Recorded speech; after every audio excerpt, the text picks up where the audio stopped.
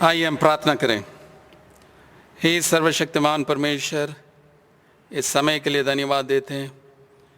इस सुबह की आराधना के लिए हम शुक्र अदा करते हैं। आपकी वचन के लिए हम धन्यवाद देते हैं। इस समय तेरे पवित्र आत्मा के द्वारा हमसे बातचीत कर, हमको सुनने वाले कान दे और जो कुछ हम सुनते हैं हमारी ज़िंदगी में अमल करने के लिए मदद कर। ये सब प्रभु यीशु मसीह के नाम से मांगते हैं, आमीन।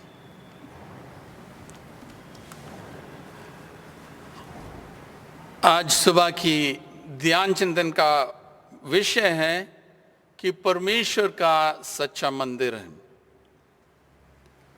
परमेश्वर का सच्चा मंदिर का अर्थ क्या है? क्या ये यरूशलेम के मंदिर के बारे में जिक्र कर रहा है जो सुलेमान राजा ने पहले बनाया, उसके बाद यरूबाबेल ने दोबारा बनाया और फिर उसको हेरोद राजा ने ठीक ठाक किया? क्या यही है जो सच्चा मंदिर है या कुछ और चीज है? बाइबल बताती है कि जो लोग प्रभु यीशु पर विश्वास करते हैं और यीशु मसीह को स्वीकार करते हैं अपने जीवन में, वही परमेश्वर का सच्चा मंदिर है। अगर हम खोल के देखते हैं पहले कुरिन्थियों उसका 3 अध्याय और 16 और 17 आयत में इस तरह लिखा है, क्या तुम नहीं जानते कि तुम परमेश्वर का मंदिर हो और परमेश्वर का आत्मा तुम में वास करता है? यदि कोई परमेश्वर के मंदिर को नष्ट करेगा तो परमेश्वर उसे नष्ट करेगा, क्योंकि परमेश्वर का मंदिर पवित्र है और वह तुम हो। पौलुस कुरिन्थियों को लिखता है, साफ साफ लिखता है कि तुम परमेश्वर की मंदिर हो। और किस वजह से? कहता परमेश्वर के आत्मा तुम में वास करता है। पवित्र आत्मा जो है हमारे अंदर वास करता है और इसलिए जो है कि हमारा शरीर जो है परमेश्वर के मंदिर हो जाता है। मंदिर का जो मकसद था कि परमेश्वर वहां उपस्थित हो, और वैसे ही हम देखते हैं कि पवित्र आत्मा जब हमारी शरीर के अंदर वो उपस्थित है कि हमारी शरीर जो है परमेश्वर की मंदिर हो जाता है। और पवित्र आत्मा जब हमारे अंदर बसता है, जब हम यीशु मसीह को व्यक्तिगत रूप से उनका हमारे जीवनों में स्वीकार करते हैं।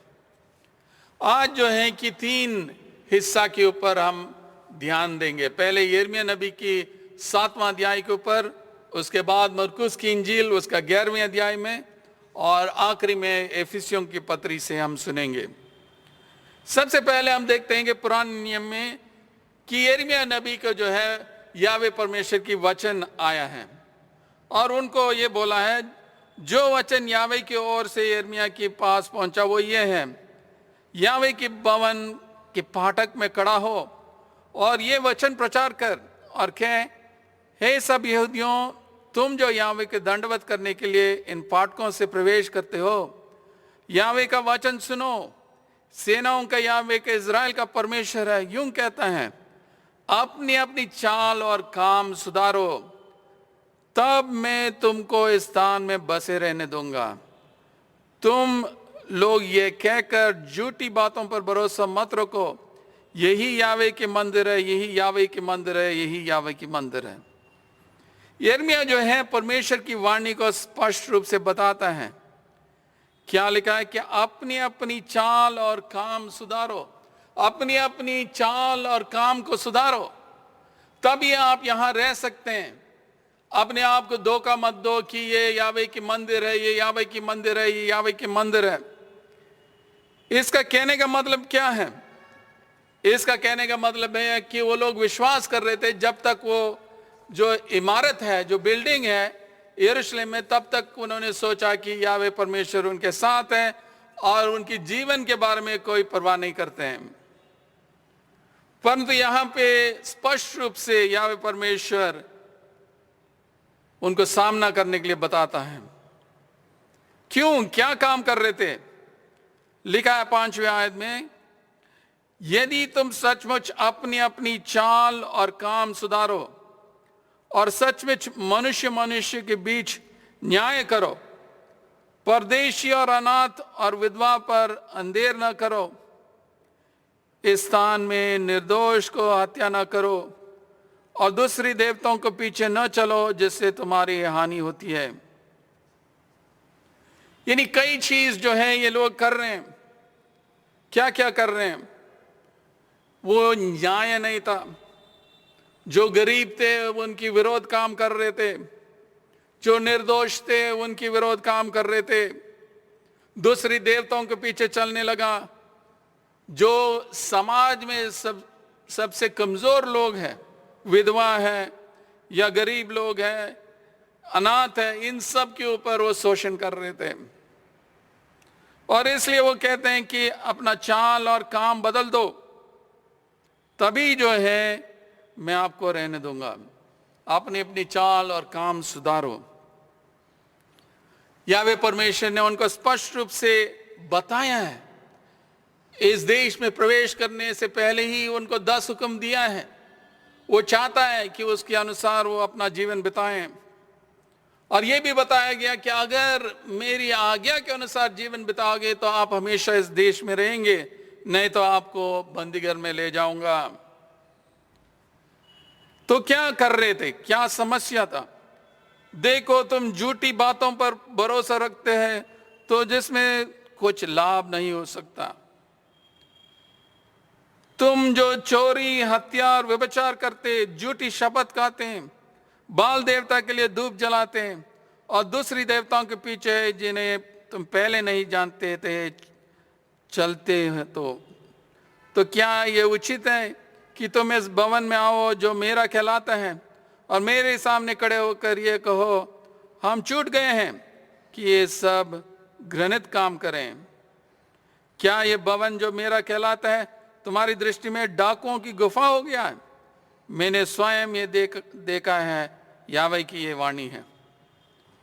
तो ये यरूशलेम के लोग सोच रहे थे हम सब कुछ कर सकते हैं, धोखा दे रहे हैं, भ्रष्टाचार है, चोरी कर रहे हैं, हत्या कर रहे हैं, व्यभिचार कर रहे हैं, अदालत में झूठ बोल रहे हैं, बाल देवताओं को धूप जला रहे हैं और दूसरी देवताओं के पीछे जा रहे हैं जो उनको नहीं पता है, और परमेश्वर के भवन में आके कहते हैं कि हम एकदम सेफ है, हम सुरक्षित हैं, और ये सारे चीजें जो गलत काम है करने के लिए हम सुरक्षित हैं।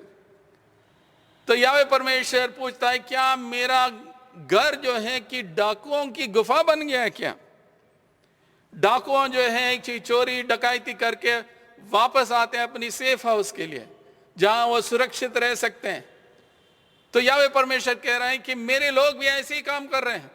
सोचते हैं कि पूरे हफ्ता मंडे से शनिवार तक जो मर्जी काम करें, व्यभिचार, झूठ, हत्या, कपट, चल, ये सब पूरे हफ्ता चलाते हैं और सोचते हैं कि अंत में संडे को आके हम यहाँ आराधना करेंगे तो सब ठीक ठाक हो जाएगा।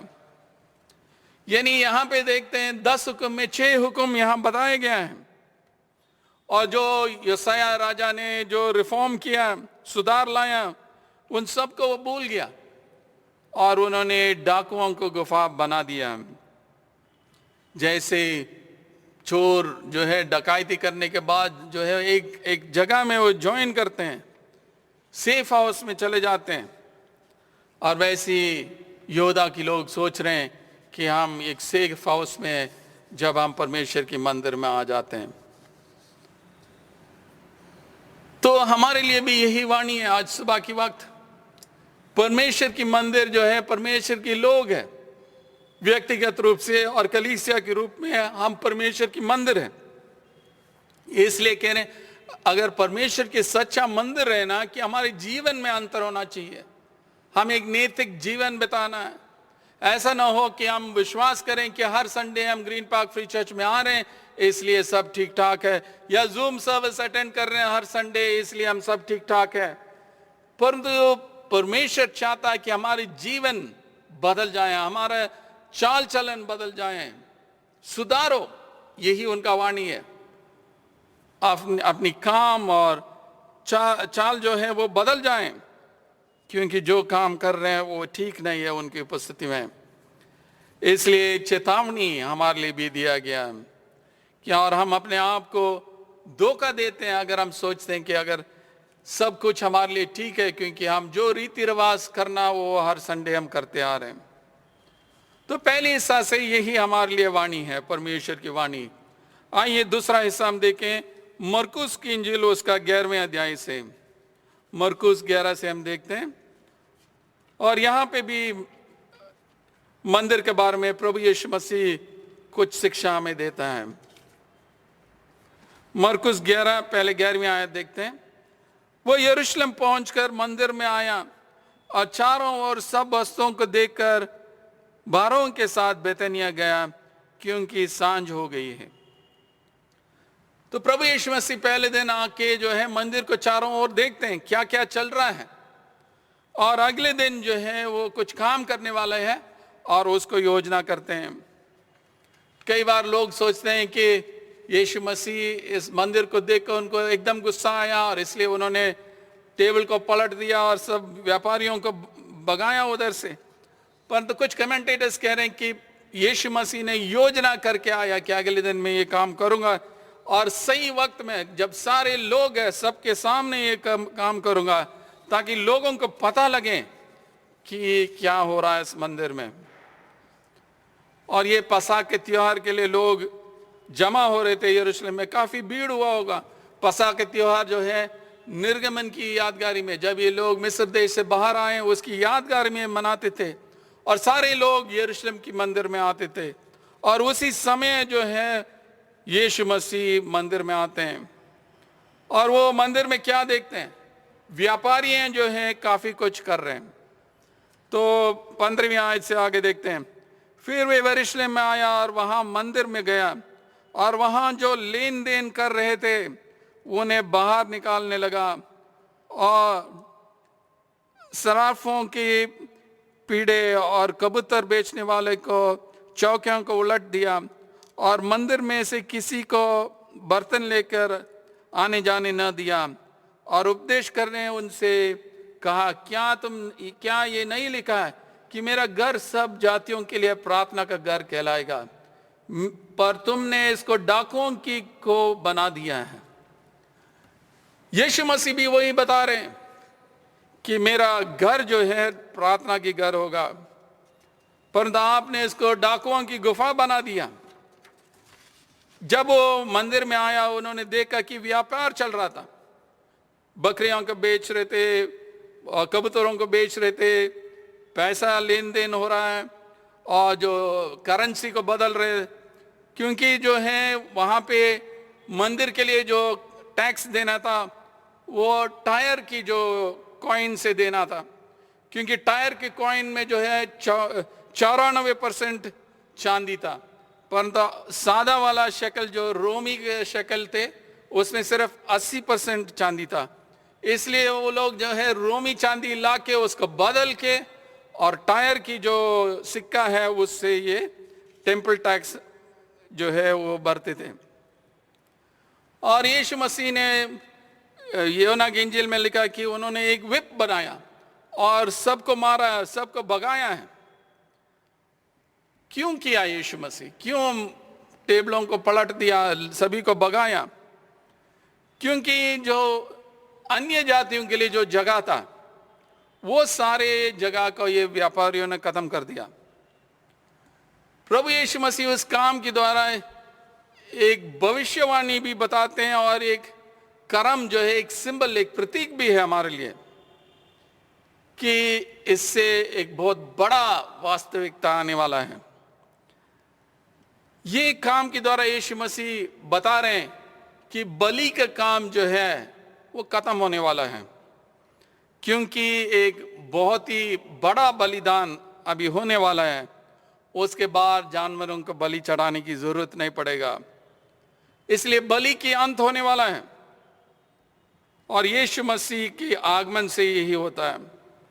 यीशु मसीह खुद बलि है और वो खुद बलि चढ़ाने वाले हैं, और उसी के द्वारा मानव जाति के पापों के लिए अपने जान कुर्बान की है।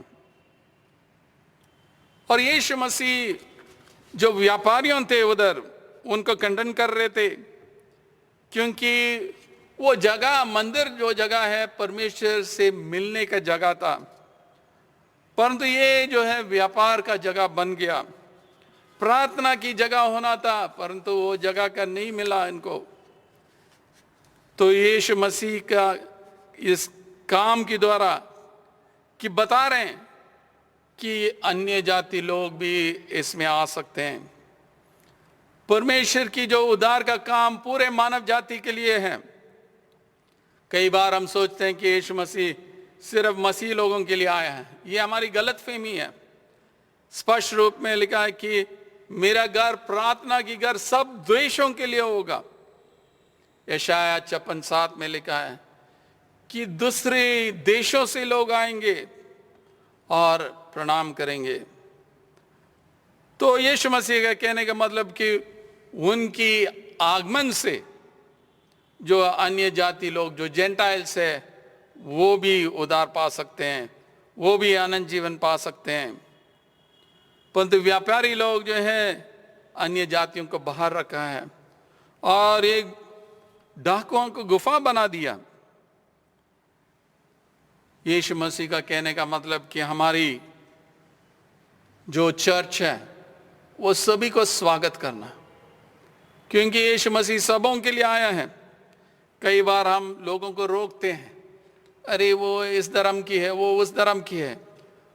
यीशु मसीह सबों के लिए आया है, पूरे दुनिया के लिए आया है, और इसलिए हम सबको स्वागत करना है।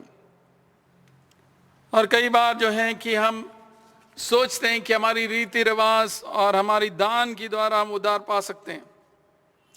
ऐसे नहीं हो सकता है कि हमारे पैसों के द्वारा या दान के द्वारा हम उद्धार नहीं पा सकते हैं। सिर्फ यीशु मसीह के द्वारा ही हम कर सकते हैं। और ऐसा नहीं होना चाहिए कि हम इस जगह सिर्फ हमारे लिए सोचें, सबों के लिए, सारे देशों के लिए प्रार्थना की घर होगा। कई लोग आते हैं, पूरे हफ्ते में आके सिर झुका के दुआ करके जाते हैं, क्योंकि वो जानते हैं परमेश्वर है, परमेश्वर जो है प्रार्थना को सुनने वाले हैं। और कई लोग जो दूसरी धर्म से है वो आके मांगते हैं, प्रेयर के लिए मांगते हैं, और वो जानते हैं कि ये प्रार्थना की घर है। तीसरी हिस्सा जो हम देखते हैं एफिसियों की पत्री से हम देखते हैं, एफिसियन 2:13 और उसके बाद जो है कि 17 से 22 तक देखते हैं।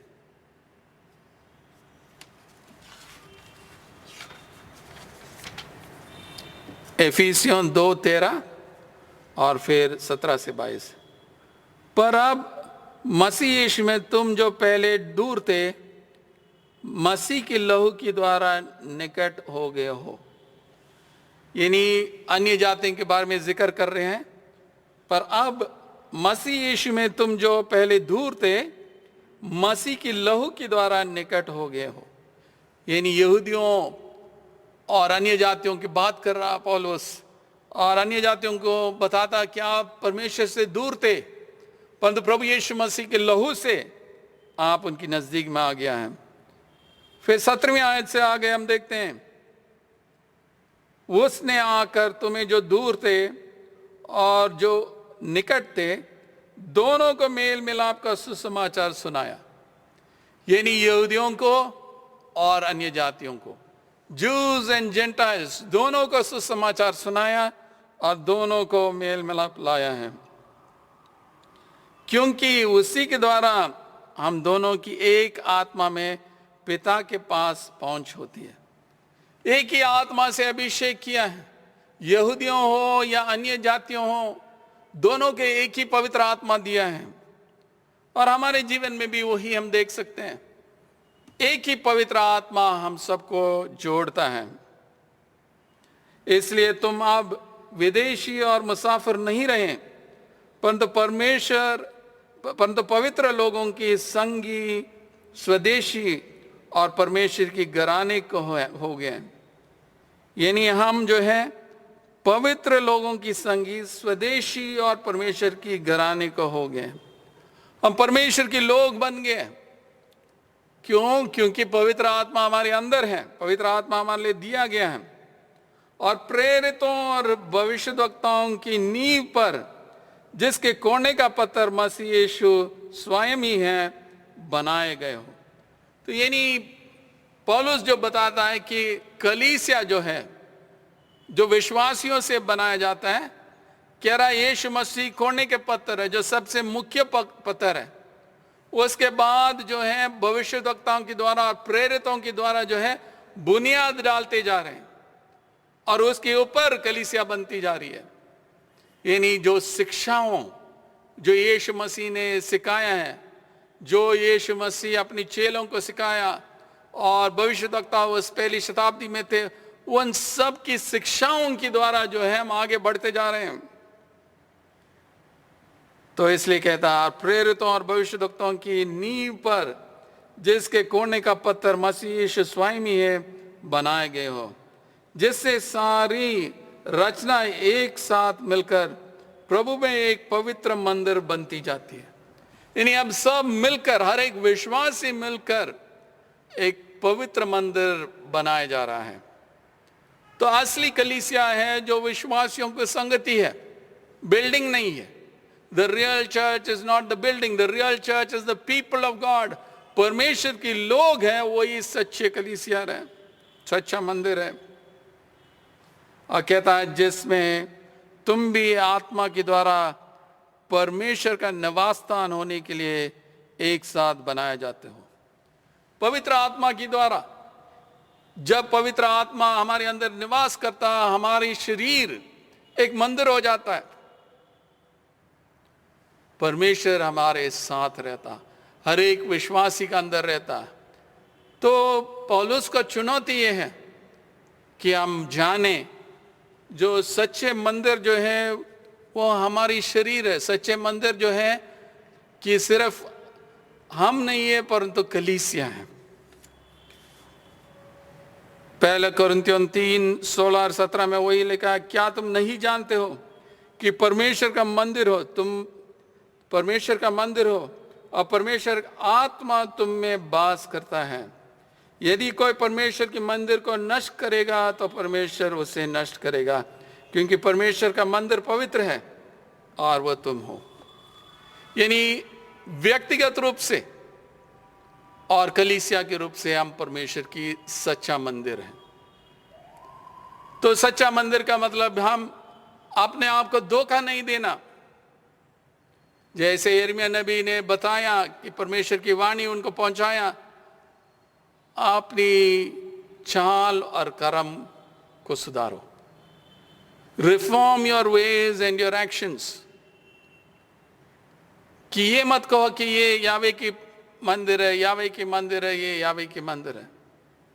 हम ये नहीं कह सकते हैं हम ग्रीन पार्क फ्री चर्च की मेंबर है, हम ग्रीन पार्क फ्री चर्च की मेंबर है, हम ग्रीन पार्क फ्री चर्च की मेंबर है, ये नहीं कह सकते हैं।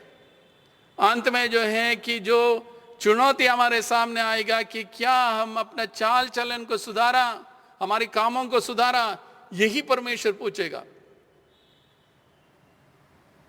कहता है कि अगर आप बदल दोगे तो फिर आपको यहां रहने दूंगा, नहीं तो आपको बंदीघर में ले जाऊंगा। दूसरा हिस्सा में जो हमने मरकुस की इंजील में देखा कि परमेश्वर की मंदिर सबों के लिए प्रार्थना की घर है। It is a house of prayer for all Nations. सभी लोगों को स्वागत करना है, सभी लोग आके प्रार्थना करना है ताकि वो यीशु मसीह को व्यक्तिगत रूप से जाने। अंत में पौलुस एफिसियों को कहता है कि तुम ही, यानी कलीसिया ही परमेश्वर की मंदिर है। कोई यहूदी नहीं है, कोई अन्य जाति नहीं है, दोनों मिले हुए हैं और परमेश्वर की मंदिर बनते जा रहा है। और उसका नींव, कोने का पत्थर जो है यीशु मसीह है। फिर भविष्यद्वक्ताओं की नींव है, प्रेरितों की नींव है, फिर जो है हम लोग उसमें आगे ये परमेश्वर के मंदिर को हम बनाते जा रहे हैं। परमेश्वर हम सबको शक्ति दे ताकि हम सच में एक पवित्र जीवन बिताएं, हमारी नैतिक जीवन बिताएं, ताकि हम ऐसी कलीसिया के रूप में और व्यक्तिगत रूप में जानें कि हम परमेश्वर की सच्चा मंदिर है और हमारे जीवन को उसके हिसाब से बिताएं। खुदा आप सबको आशीष दें। आमीन। प्रार्थना करें। सर्वशक्तिमान परमेश्वर, हम धन्यवाद देते हैं आपके वचन के लिए जो आज आपने हमसे बातचीत किया है।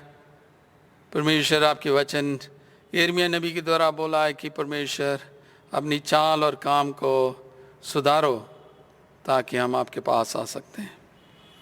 हम ये अपने आप को धोखा न दें परमेश्वर, कि रीति रिवाज में विश्वास करके हम अपने आप को धोखा न दें। मरकुस की इंजील में हमने देखा परमेश्वर आपने हमें याद दिलाया कि आपकी घर प्रार्थना की घर होगा, परंतु आपने इसको डाकुओं की गुफा बना दिया। परमेश्वर, हमें माफ़ कर, ताकि कई बार हम इसको डाकुओं की गुफा की तरह ट्रीट करते हैं, दूसरे लोगों को आने नहीं देते हैं, मना करते हैं। परंतु हम विनती करते हैं परमेश्वर, तो हमारे दिल को खोल ताकि हम जाने आपकी घर सारे देशों के लिए प्रार्थना का घर होगा। अंत में आपने पौलुस के द्वारा दोबारा में याद दिलाया कि हम परमेश्वर की सच्चा मंदिर कलीसिया है, कलीसिया जो जीवित कलीसिया है, और यीशु मसीह उसका कोड़ने का पत्थर है, और बुनियाद जो है भविष्यद्वक्ताओं के द्वारा और प्रेरितों के द्वारा डाला गया, और उसमें हम बढ़ते जा रहे हैं। तेरे पवित्र आत्मा से हमें अभिषेक कर ताकि हम सच्चे मंदिर बन के जाएं और दूसरों के लिए आशीष का कारण बने। ये सब प्रभु यीशु मसीह के नाम से मांगते हैं, आमीन।